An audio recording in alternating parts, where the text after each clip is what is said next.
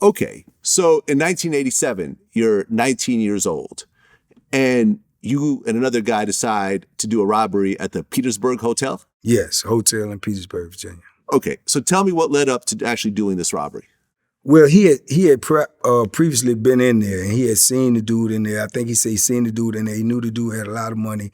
Dude had jewelry on, Rolex watches, and all of this stuff. So he was like, "Man, we're gonna go in here. You know what I'm saying? We can just, pull the gun out on them, take the money or whatever. He probably gonna be scared, this, that, and the third." So we go in there to do the robbery, but the dude, he bucked. He bucked on it. He ran and acted like he was going to get a gun. So when he did that, I leave, because the gun that I had ain't even had no bullets in it.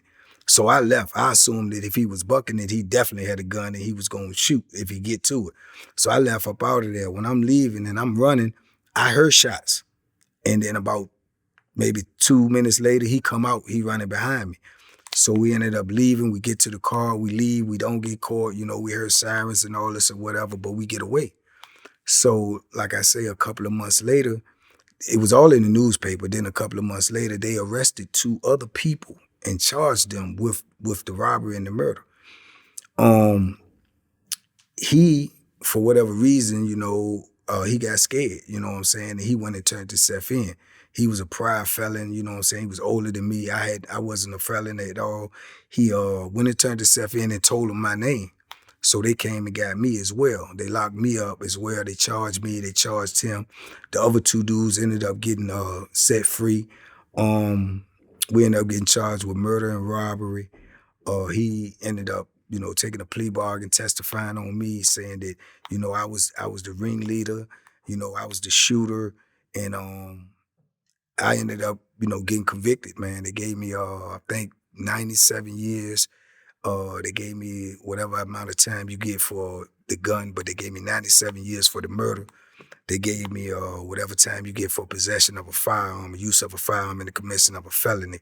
So that was my first conviction. So I'm convicted now, and I'm looking at, like 100 and some years. So I'm just sitting there, I'm mind boggled, because one day you're free, one day you're doing this, you think it ain't no consequences, you think it is all, it's innocent, ain't nobody getting hurt.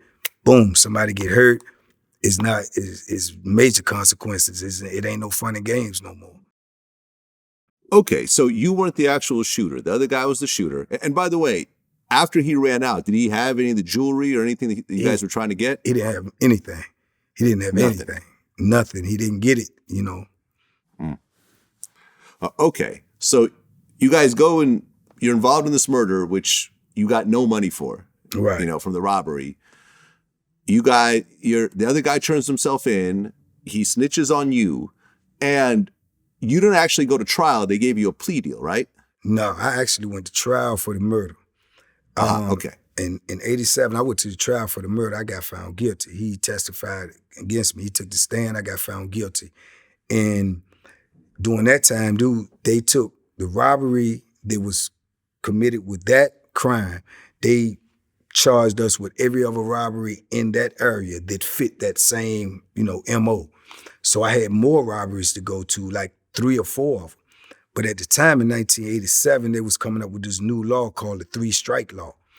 So the 3-strike law meaning that if you get convicted 3 times of the same type of offense, robbery or whatever it may be, then you fall under the no parole law, where you wasn't even eligible for parole. So whatever time you had, you actually had to do 85% of that time. So you're talking about me right now already sitting on over 100 years. So I still have robbery charges to go to. So my lawyer tells me if I get convicted of just one of these charges, which I got 3 or 4 more to go to, then I fall under the no parole system. So that would be 100 and some years. I would never see the streets again. So he told me that my best solution was to plead guilty to these robberies and take a plea bargain, which was 2 life sentences.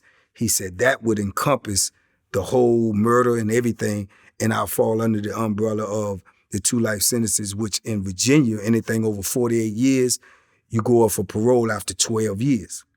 So this is what was being told to me, somebody new to the system, somebody who don't understand the law. I'm being told that this is your best solution to even possibly see the streets again. So it's like my back is against the wall. I have no other choice. So I take the plea bargain. I ended up altogether, I had like 2 life sentences, 115 years going into prison for the first time.